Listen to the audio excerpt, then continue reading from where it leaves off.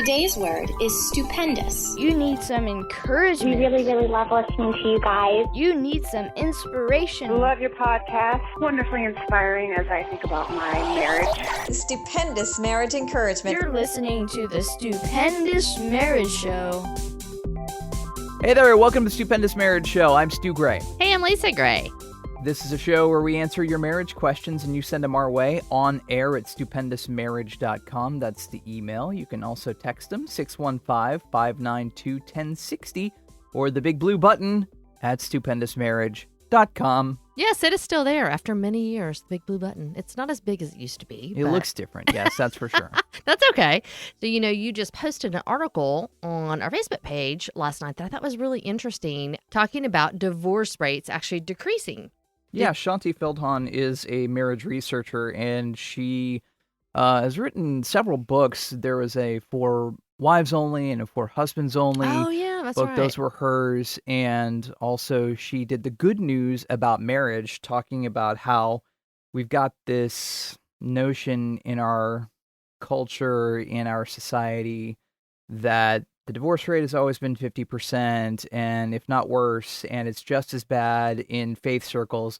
And through her research, she has found that, people talk about the certain number of 50%, and it's never been 50%. And it likely, has it been lower? It's been lower okay. than that. And I don't know enough of all the science and the numbers and everything like that, but the encouraging thing is that divorce rates have never been at 50%. Sure, they get close, and it's not necessarily the same in faith circles, that actually those people of faith who proclaim some sort of faith actually stay together longer with their couples. And she's rewritten another article. This article is a more current article from 2018 talking about divorce rates continuing to fall because of stability of mainly younger women. Well, and I read in there that she said they noted that it seems like women are getting married older. Mm-hmm. They are more educated, more stable, and therefore they're going into the marriage in a better place. And then it also said that the younger, less stable women are tending to not be married. And I thought, man, that is so true, in the sense I see a lot of women getting married and people that I know, and they are older. I mean, I was older when we got married, and more educated and kind of have their stuff together. A lot of them already own homes on their own before they're getting married. A lot of them are in a career before they're getting married. And it's just really interesting. I think compared to the previous generations, like our parents' generations, a lot of those women, because everybody just got married, that's what you did. You graduated from high school, you might go to college, you might not.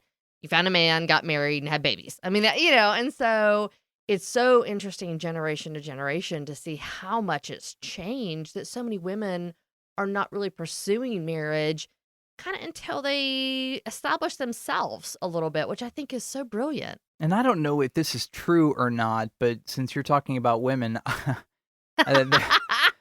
What about the men? I don't know how the guys are doing in this regard. I feel like all the material I see and read about younger guys is we're regressing, and we're just playing video games and having struggles with pornography, and all we're doing is sitting on our phones and not really talking to women and having problems communicating. So I assume that's probably also part of the conversation. Yeah. I don't know at what level, though. I mean, because she says that ultimately we may be waiting longer to get married, but people do end up married. Yeah. And their marriages are lasting longer, and they're not getting as divorced. But I don't know where the guys play in that. I mean, because it does. I mean, I know that as a male, my brain didn't fully develop until I was 25. Now, who knows what video games and just sitting on your mom's couch does if you sit there till you're 35. I mean, Right. I don't know. So I don't think that's good. I don't know if guys are doing what they used to do, and I don't know if that's ultimately a good thing. But that's also a big generalization. Sure. So I don't know. Sure. And I know her study was focused on the women. Right. I do find, because I have several girlfriends who are in their 30s, early 40s, who are beautiful, successful, smart women who are single. And they would love to be married and just have not found men who they want to marry, who are pursuing them. And so when I'm out, and I've told you this before, when I'm out sometimes, especially like at Whole Foods and I'm kind of watching people and I see these men who don't have a wedding ring on and look like they're not 20, they look like they're probably in their 30s or early 40s.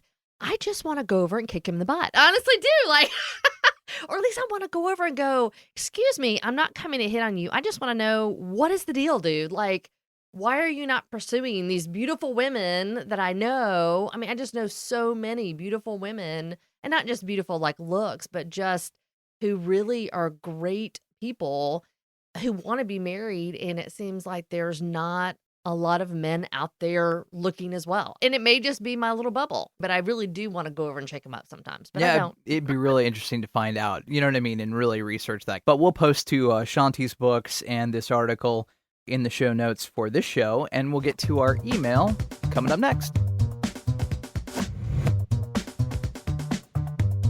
All right, let's get to the email. Hey there, Stu and Lisa. I'm really not liking that my wife wants to take off to the gym or to shop or to hang out with her girlfriends for hours on the weekends. I have to watch over the kids while she's gone. What do? I don't get any time for myself. I'm really sick of this pattern in our life. What should I do? Or what do you think? Reading this email, I saw a word in here, and it's a conversation that you and I have all the time, which he says, I do not get any time for myself. And I just want to say, come on, really? I mean, there's got to be some time that you get for yourself. I mean, we all do that. We kind of get in this rut and focused on a negative situation like this. And then we go, oh, I don't get any time to myself. Well, he literally says for hours on the weekends. I'm sure she's not gone for 48 hours, right? So there's got to be times that she's around and he might be able to take time for himself, right? But we do that. I know you and I have had this conversation actually quite a bit recently where we're calling each other out, where I will say, every time I do this, and you always do that, and you're like, excuse Never. me. Yeah. Exactly. So I hate to say that that's the one word that stood out the most. That is a pivotal word. Absolutely. That's a good point. Maybe perspective is off here. And conversation isn't happening that needs to be happening with you and your wife. Perspective, number one, I think is, well, you get to hang out with your kids. Yeah, absolutely. You get to be dad. You get to do cool things with the kids. Why is that a bad thing? Why are you freaking out about that? Yeah, sure, you might not have as much time to yourself as you like, but you can find time if it's just the weekends that your wife is going out. What are you doing every other day of the week? Monday, Tuesday, Wednesday, Thursday, Friday. That's 5 days. Right. Okay, and she's got the 2. So something perspective-wise seems to be off. You were talking about any time for yourself. What about those other 5 days? Huh? Is your wife taking care of the kids those 5 days? Trying to just kind of shift your perspective a bit. Maybe she needs that time if she's with them during the week so much and you're working or doing something else or playing your video games. And sorry. No. Not everybody's. You don't even play video. Well, I guess you play on your phone some, but you don't play much. So no, I don't. No, I don't spend a lot of time with the games. But the other thing was conversations need to be had. If you feel like something is off, you need to bring this up. You need to talk about it. You need to figure out the balance with your wife and figure out what she is needing in those couple days where she's hanging out with her friends and doing the time with her girlfriends. Does she need the time with her girlfriends to decompress from a hard week with the kids? I don't know, but that's definitely a conversation you guys need to figure out. If you're needing more time for yourself, you also need to express that to your wife. That is a valid argument as well. So you guys have to figure that out between the two of you.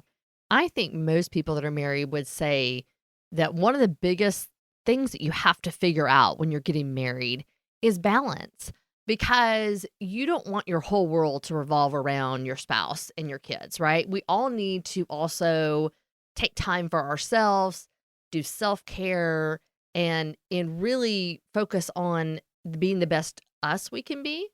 So I think figuring out the balance here. What does it look like? Does it mean that maybe if she is with the kids all week, you take the kids a little bit more during the week so she can take the kids more on the weekends? Like, what is the balance for you guys? I know it's hard in marriage anyways. Like when you first get married, it's difficult just figuring out, are we around each other all the time? Do we only see each other on the weekends? And then you throw kids in the mix and the 25 places they have to be and all the things they're generally doing or needing. And that really, if you don't stop and go, whoa, whoa, whoa, whoa, wait, we're kind of out of balance here. We got to figure out who is doing what when and how do we take care of ourselves individually so that when we're together as a family and when we're together as husband and wife or with the kiddos, we are being the best we can be. And I don't think you and I actually do that very well. I think we just kind of fly by the seat of our pants. I think most people do. So stopping and going, wait a minute, maybe we need to refocus and decide a little bit better balance for our marriage, I think is a great idea. Well, I understand balance, but where I go is expectations. Because anytime you have a problem with something, it's because something in your head has gone, I expect it to be this way. Right. And it's not. Mm-hmm. So there is a form of acceptance that needs to happen. Like, I accept my life that I'm a dad now, and I accept the fact that I'm going to hang out with my son a lot more because I'm a dad. And I accept the fact that you have your needs and things that are different than my needs. And my acceptance is really important. And I have to let go of the expectations, the fantasies, the crazy thinking in my head to deal with the world and life as it is. There's this prayer that they use in recovery circles, and it's the serenity prayer. You probably heard it. God grant me the serenity to accept the things I cannot change, the courage to change the things I can, and the wisdom to know the difference. That's a great prayer. I mean, that's just the first part of it, but what things can I change? Well, I can change my behaviors, my attitudes, my thoughts, the expectations that I have in my mind. Can I have a conversation? Can we come to a meeting of the minds in the middle? Can we negotiate where it's beneficial for both of us? A win-win for the husband, for the wife, in whatever situation it is that's reasonable and doable, and then move forward from there so both expectations are met. And in this situation, you need to have those conversations about the weekends and the kids, and it might be money related or whatever it looks like. Yeah, so we would love to hear from you after you guys have a conversation and just maybe what you do as you walk through this process of figuring out balance for yourself and your marriage. Send us your email. We would love to hear from you if you've got a question. On air at stupendousmarriage.com is the email address. Texting at 615-592-1060 or the big blue button at stupendousmarriage.com. See you next time. Bye.